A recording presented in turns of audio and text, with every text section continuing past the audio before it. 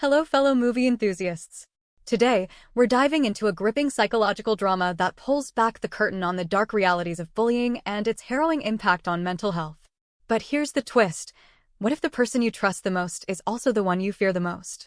Join us as we unravel a haunting tale where the lines between reality and imagination blur, leading to a shocking truth that will keep you on the edge of your seat. We're about to explore Everyone is There from 2020, a chilling narrative that will leave you questioning everything you thought you knew. If you're a fan of psychological dramas that confront tough issues with a thrilling twist, make sure to hit that subscribe button and ring the notification bell so you never miss our latest recaps and reviews.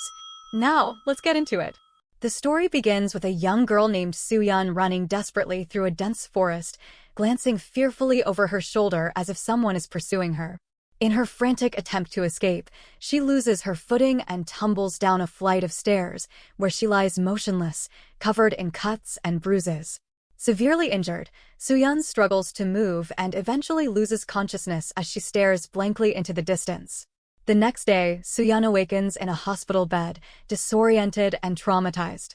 A policeman arrives to question her about the events of the previous night, but she is too shaken to respond.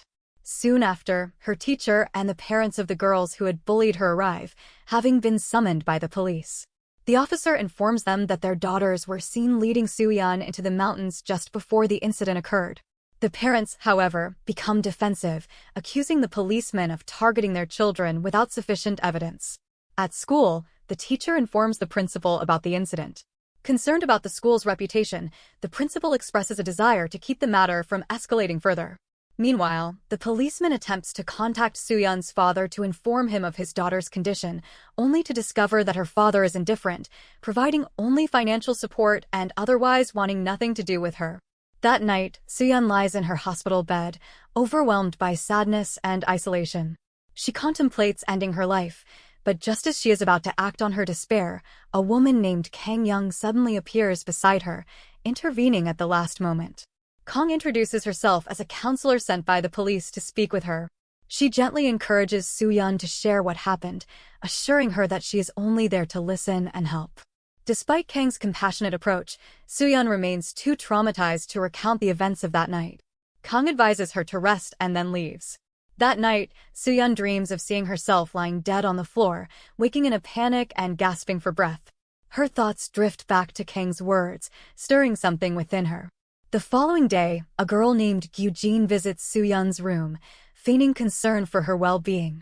Soo Yeon, however, is well aware of Gyujin's true intentions and is too frightened to meet her gaze. Gyujin leans in and whispers a warning. Soo Yeon must not tell anyone about what happened. With a smug smile, Gyujin leaves the room, unaware that Kang had been listening behind the curtain the entire time. Later, Kang assists Soo Yeon in returning to her apartment, offering to stay with her until she feels better. When Soo Yeon asks why Kang is doing this, Kang replies with genuine concern, explaining that she is worried about her and wants to help. She believes that having someone older to talk to might make a difference and assures Soo Yeon that she is there to listen whenever she is ready. The following day, we see the girls taking a walk together when suddenly, Soo Yeon spots someone who looks eerily familiar. Without hesitation, she rushes off in pursuit, with Kang following closely behind. They reach a narrow alley where Kang encounters a girl who is the spitting image of Soo Yeon. Moments later, Soo Yeon catches up, and it is revealed that the girl is Young Yeon, Soo Yeon's twin sister. Although they share the same appearance, Young Yeon is vastly different from her sister. Fiery and confident, she is unafraid to speak her mind and lives by her own rules, caring little about what others think. Despite their unexpected reunion after years of separation due to their parents' divorce, Young Yeon shows no emotion towards Soo Yeon and abruptly walks away, leaving Kang and Soo Yeon stunned. A few days later, Kang follows Young Yeon to a cosmetics shop, where she catches her in the act of stealing a lipstick. Kang continues to tail her until they both reach a crosswalk. There, Kang introduces herself and begins to explain Soo Yeon's recent trauma, hoping to appeal to Young Yeon's sense of compassion. Uninterested, Young Yeon tries to walk away, but Kang grabs her arm, warning that if she doesn't listen and help, she will report the theft to the authorities. Reluctantly, Young Yeon agrees. That evening, the two sisters and Kang gather at Soo Yeon's apartment to discuss how they can help Soo Yeon. Kang proposes that Young Yeon temporarily take Soo Yeon's place at school, But Young Yeon resists the idea, dismissing her sister as weak and an easy target. Kang reassures her that the plan is only for a short time, as Soo Yeon will be transferring schools soon.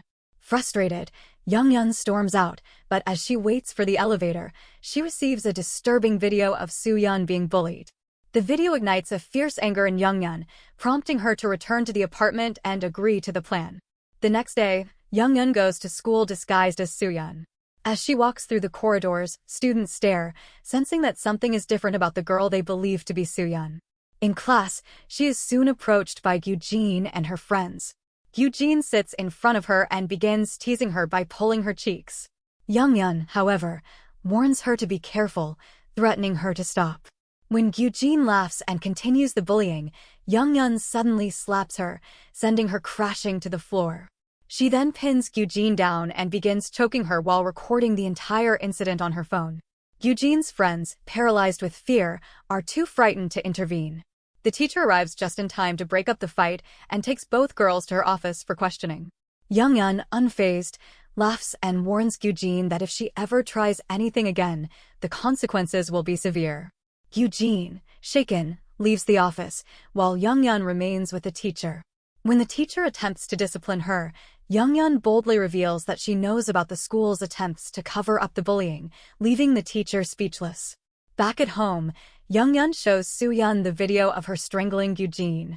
Soo Yeon is horrified by what she sees and insists that violence will not solve anything, arguing that it makes them no better than the bullies. Kang, on the other hand, is pleased that the bullies are finally being taught a lesson. The following day at school, the bullies steer clear of Young Yeon, now fearful of her.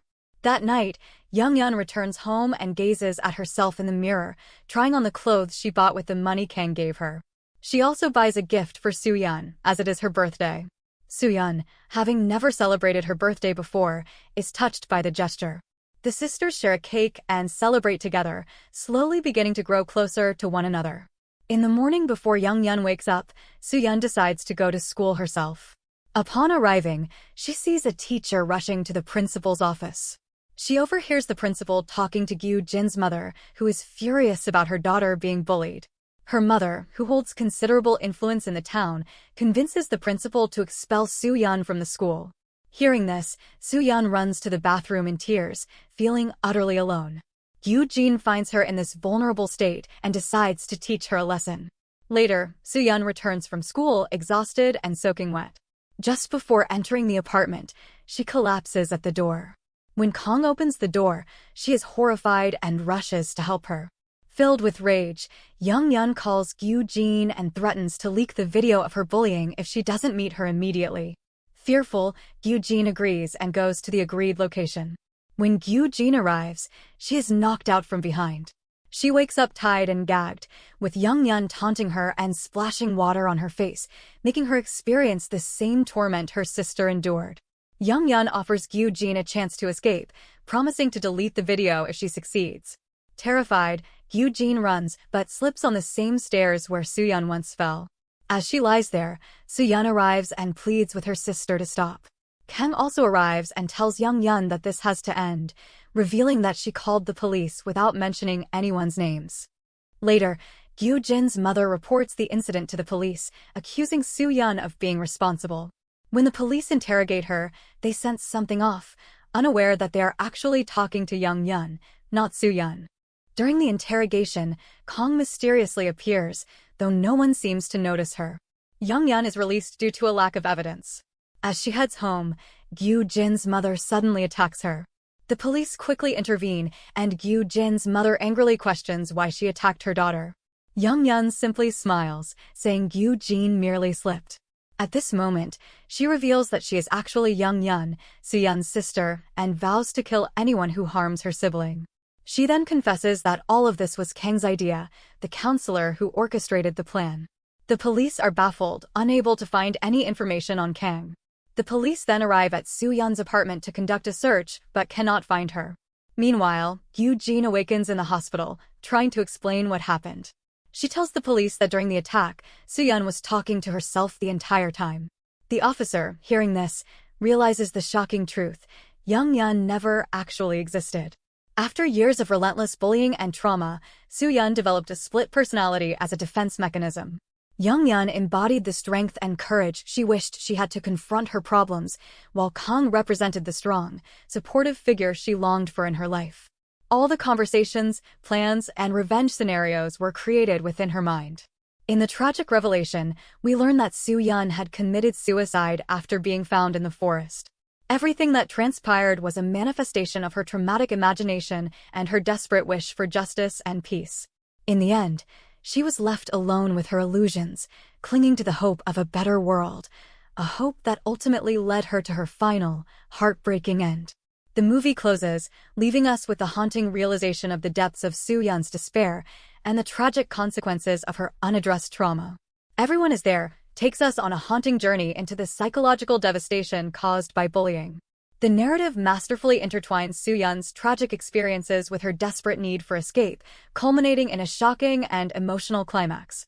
The drama's portrayal of mental illness is both poignant and terrifying, making it a must-watch for fans of stories that challenge the boundaries of reality. The powerful performances, especially in capturing the duality of Soo Yeon's character, draw viewers deep into her fractured world. This TV movie is a heart-wrenching reminder of the consequences of unchecked cruelty and the silent battles that so many endure. What did you think of Everyone Is There? We'd love to hear your thoughts in the comments below. And don't forget to like, share, and hit that notification bell so you never miss out on more gripping psychological dramas. Plus, let us know which movie you'd like us to recap next. Thanks for watching, and we'll see you in the next video.